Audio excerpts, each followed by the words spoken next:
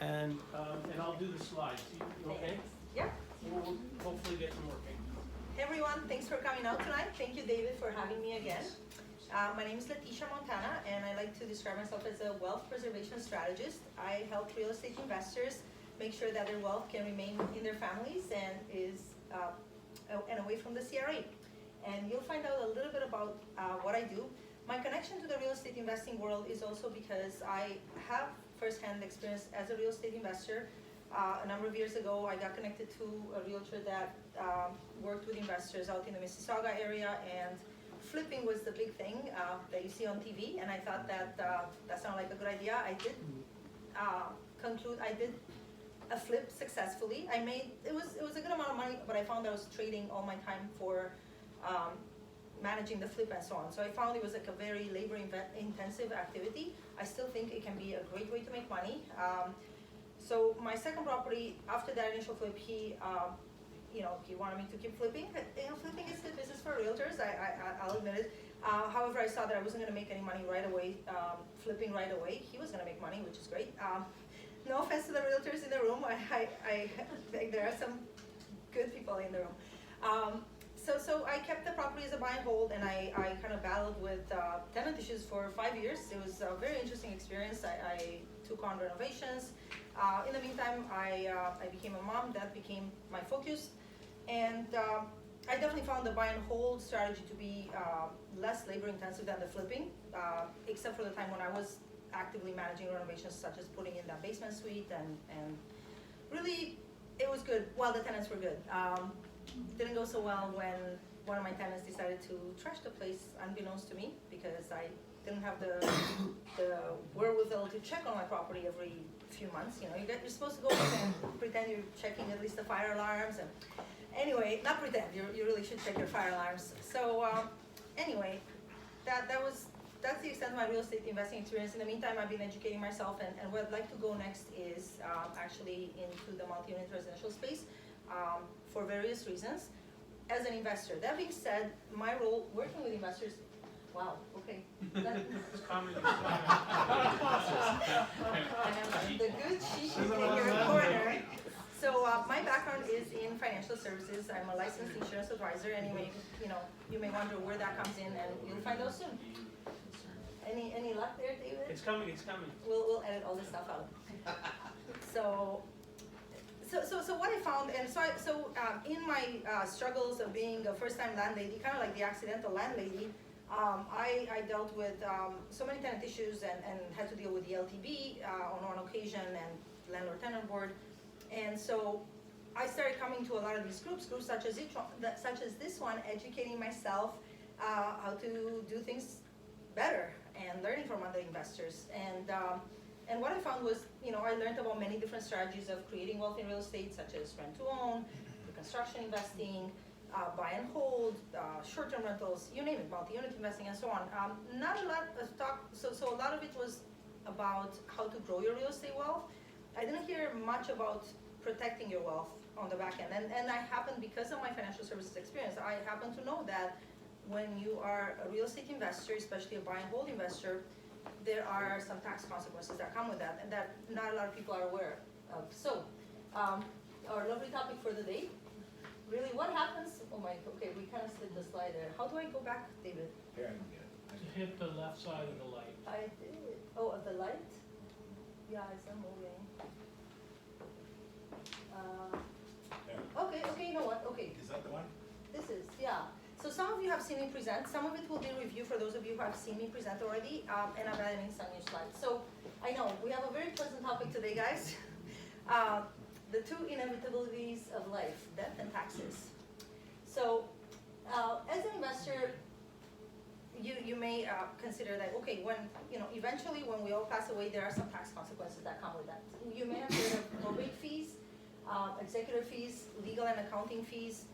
The biggest thing is the final tax return.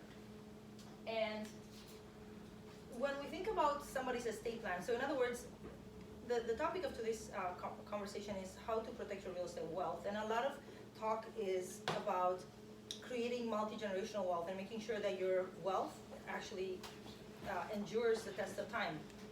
And so when it comes to somebody's assets, the CRA looks at everything when that final hour and says, okay, well, you have your primary residence, what else do you have? Oh, you have a real estate portfolio, you may have some registered assets, RSPs, DFSAs. Each of those is treated differently. So things like RSPs, they're great while you're alive and well. Unfortunately, in that final hour, they become fully taxable. So it's like, they're great, just don't die with them. Now there are, so we've all heard that there's like a primary residence exemption. We'll talk about that in a second. So ideally, we all want our wealth to go to our loved ones and perhaps to our favorite charities.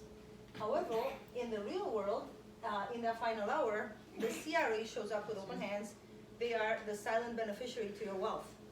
And again, not everybody understands what happens. So specifically, in a perfect world, we want our wealth to go to our loved ones. In the real world, taxes can make up a significant chunk of where your wealth goes. And now let's talk about some of the exemptions that are given by the government. We've mentioned that there's something called the primary residence exemption. So there's the capital gains tax exemption on the primary residence. However, rental properties unfortunately are not subject to that exemption. So we'll talk about that in a second. There's also something called the lifetime capital gains exemption. Now, this applies on shares of an active business. So it's of a Canadian-controlled private corporation or farming and fishing operation. Passive buy and hold real estate corporations are considered a specified investment business. They don't have that benefit of the capital gains of the lifetime capital gains exemption.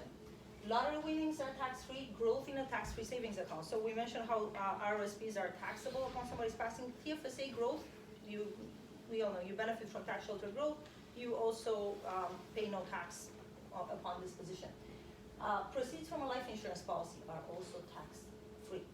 Now, when it comes to investment real estate, there are two main taxes to keep in mind. One is capital gains tax. So we understand that if you were to buy a property for $300,000, and you decide to sell it a number of years later for $1 million, the government will say, okay, well, you incurred a gain of, $700,000. Half of that is taxable at your marginal tax rate. So 50% of the gain gets added to your income in the year. Now you may say, well, what if that property is corporately owned? Do I avoid the tax? Unfortunately, no. I mean, there's still going to be a capital a disposition. There's still going to be capital gains tax. So the other tax that you may know about on real estate is, let's back up a little bit. We're allowed to depreciate rental properties just like we're allowed to depreciate a piece of equipment. So if you have a piece of machinery, you're allowed to take what's called capital cost allowance, CCA, as a deductible against your rental income. So the depreciation rate is roughly it's 4% per year for buildings acquired since 1988. The advantage of taking depreciation expense against your rental properties is that you pay less tax on the rental income while you buy and hold the properties. The problem is that later on when you go and sell that property, again, the CRE has something called CCA recapture. So everything you've written off, you now have to pay back.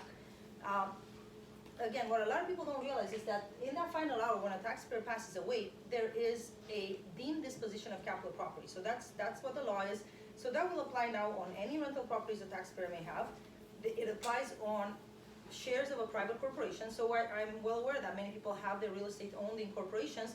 Unfortunately, there's the same taxes. The value of the corporation, the value of the shares of the corporation will be based on the value of the underlying assets. So if those assets have gone up in value, now the share value has gone up and there will be a capital gain on the value of the shares. Letitia? Yes. If people wanted to ask questions, or are they allowed to ask questions? Absolutely, please, yeah. And also, does Letitia need a microphone, or can everybody hear her okay? We've got a microphone. Okay, thank you. Thanks for checking, David. Here you are. Okay, is that on? Is this thing on? Yeah. Start singing. Okay, awesome. So that's kind of unfortunate, right? Because we all think, okay, well, I'm worth, 11 million. The question is, how much are you really worth net of taxes? So to give you an example here, the basic one, this would be a triplex in the St. Catharines area. I don't know if you can still buy a triplex in St. Catharines for $500,000. I put this together last year. We know now that there's a 1 in 2 chance that any Canadian will live past age 90. So we are living in times of increasing longevity, and the idea is the longer you hold on to your properties, the longer, the greater the value of the properties will be. However, the greater that this deferred tax liability also gets. So, to give you an example, if that property was bought for $500,000 today, couple age 45, by age 90, that property would be worth almost almost $5 million, okay? And the combination of the two taxes, we're looking at about $1.7 million that would be due upon just one property, guys. So if you do the math, you're looking at about 38% of your wealth having to go back to the CRA in the absence of other planning that you may do. So let's talk about what some of the options are. The easiest solution would be to do nothing. You may say, well, I'm leaving my kids, and I've spoken to investors, and sometimes that's the answer that I get. Well, you know what, I'm leaving my kids more money that they'll know what to do with, let them deal with this. And you know what, I get that. That's one way of looking at it. At the end of the day, it's still your money. It's you chose those properties because they were cash flowing properties, you handpicked them, and now you're just gonna let the pieces fall where they may. That's your choice. It's your wealth. It's your money. You can do that if you'd like. Oftentimes what happens is that in the absence of liquidity, the estate would be forced to sell assets. So we all know estate sales are a great source of deals, and you may wonder, like, do those people really want to sell the property, or are they forced to sell it? And somebody gave me the example of it was a block of commercial properties, and they were selling a property in the middle to take care of the taxes. Like, okay, you'd think if maybe sell like the corner and keep, but I mean, I guess the heirs didn't really know what they were doing. So what about self-insuring right now? So the idea of literally starting to save money in an account to provide liquidity later on. Obviously, it's very sensitive to interest rates, and if you're an investor used to getting 20% returns on your money, are you really likely to put money to save money in a different type of investment? You gotta ask yourself whether that's realistic or not. The other solution would be, well, what about borrowing from the bank? The question is, with your it's like, I may not have my most updated slides. Call the IT person. That's okay. Okay, thank you. That's right. So what about borrowing from the bank? The question is, will the heirs be able to refinance your properties? I know if you're an active real estate investor, oftentimes you don't keep a lot of equity in your properties. You're constantly refinancing and reinvesting. So the question is there even gonna be enough equity to refinance? And even if there is, will the heirs be able to qualify for the mortgages based on the rules at the time? We don't know what kind of market conditions we're gonna be in at the time. So there's another solution, guys, and it is the life insurance solution. And nobody likes life insurance until they understand what it can do for you. So it's actually, life insurance can cost generally less than 1% of overall asset value on an annual basis. It can provide a cash benefit exactly when it's needed in that final hour when the CRA comes with open arms. In the case of a married couple, it can be set up, or in the case of a couple, I should distinguish that there are differences between common law and married couples, and if you're in a common law relationship, you should have a will if you really want your wealth going to your spouse, or depending on what you want to have happen. Okay, Letitia, just Yeah. want to let you know. I'm running out of time. You need to wind up in the next couple minutes. Couple minutes. Oh my God. Give us a big finish. I'll do my best. Okay. So, so a life insurance policy can be set up to pay on a joint last to die basis, meaning exactly when that money will be needed. Because there is a spousal rollover provision. So in the case of a married couple, the CRA allows you to not have to pay tax until that second passing. Okay. Next. Okay. Life insurance can create an instant estate. It's an amazing financial instrument. You might know there are two types of insurance available. Term insurance starts off very inexpensive, becomes very expensive. Permanent policies generally are level in premium. You can even choose to compress the premiums and let's say pay premiums for only 8 years, 10 years, 20 years, and the policy still remains in force for life. Okay. I know nobody's gonna be able to see these numbers. I read some numbers. I had my colleague run some numbers for a 45-year-old male. The type of policy we're talking about here, guys, is a permanent type policy. Oh my gosh. Okay. Okay. Wind it up soon. Okay. Yeah, so the policy we're talking about here, guys, to address a permanent tax liability is a permanent type of policy. So there are different ways for that to be set up. The most advantageous strategy that appeals to investors is something called an immediate financing arrangement. So I don't know if Can everybody see that? No, they don't have. No, I know. So I'm not gonna. So the idea is that like just for a 45-year-old male, if it's a pay-as-you-go type policy, you look for $1 million, you're looking at about $12,000 a year. If it's a couple, you can kind of double that. So a lot of investors would be like, well, okay, I understand the idea of needing this coverage because I'm gonna have a need to provide liquidity on the estate. However, I'm hesitant to tie up my money. I'd rather use my money to reinvest in real estate. So this is where this creative strategy comes into play. It's something known as the immediate financing arrangement. It is for people who are in high growth industries. So real estate investors, developers, entrepreneurs in high growth industries where they're used to getting really great returns on their money. And as much as they have this estate need, they're hesitant to tie up their capital paying for an insurance premium. So what this strategy allows the person to do is, again, you may not be able to see my writing. So what it allows a business owner to do primarily is to essentially, as soon as you pay the premiums for the policy, you're able to borrow back the entire amount of premiums and then use those premiums to reinvest in the business. Okay. Any questions for Letitia? Well, I'm sure there will be many more, but thanks, David. We haven't had even one yet. No questions for Letitia? Okay, so wind Okay. it up for us. Like, Okay. what So- should people call you? Like, Well, what can you do? So when- if you have been investing in real estate and you already have a portfolio, you can be sure that there is already a built-in tax liability on your portfolio. Like even a 2% per year growth on your properties, you're gonna have a tax liability. To the extent that you're gonna continue growing, that tax liability is gonna be bigger and bigger. So this is the solution that the wealthy have used traditionally for the longest time to maintain their multi-generational wealth and not allow their wealth to be dissipated through taxes. If you invest in the US and your net worth is past a certain extent, they have a state tax. It's even worse in the US. Anyway, bottom line, if you're interested in having a conversation, I'll just fast forward. Again, I was gonna talk more about the IFA strategy, but 15 minutes is not really enough, so. I know you did tell me 15, you did tell me 15. What people need Okay. they don't need to learn everything in one shot. You're gonna explain more on different occasions. They just need to get a sense The of gist. who you are Okay. and why they should call you. Okay. So, Fair enough, thank you, David. So final, say, I work as a broker, so the company I work with, Hub Financial, we represent the entire marketplace with one of Canada's largest brokerages. We are not partisan to any one company. The advantage with working somebody like myself as a broker, we also have an advanced case team that works with business owner clients, high net worth individuals, to do all the number crunching for you, figure out what the tax liability would be, what type of plan would be most appropriate for you, what type of strategy in terms of if the immediate financing strategy is even a viable option. It's not a viable option for everybody. It is for high net worth individuals. ¿Y qué más? So you could email me at info@mavenwealth.ca. That's and my you have company business name. cards, right? I do right and you're here. You're here for a while, yeah. Yes, So you can thank talk you, to David. Letitia if you have specific questions. Yes. Something you're not sure about. Talk to Letitia. Also to let you know, so we're going to be sending out tomorrow.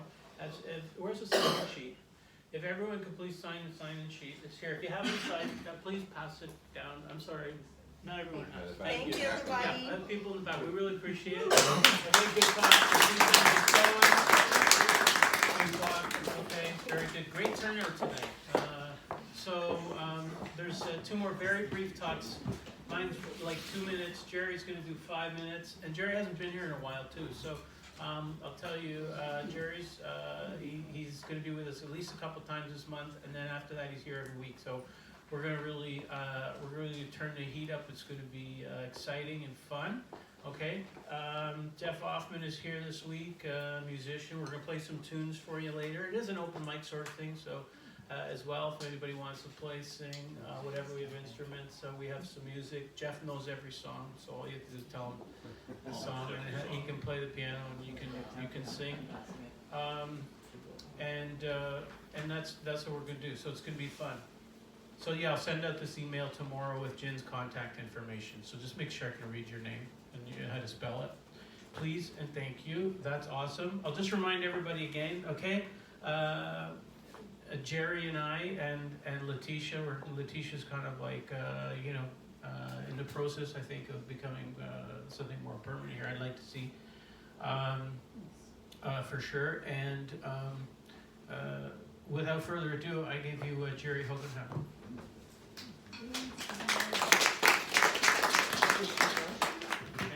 Thank you, David. I guess I need this mic. So I'm going to talk very quickly. I think I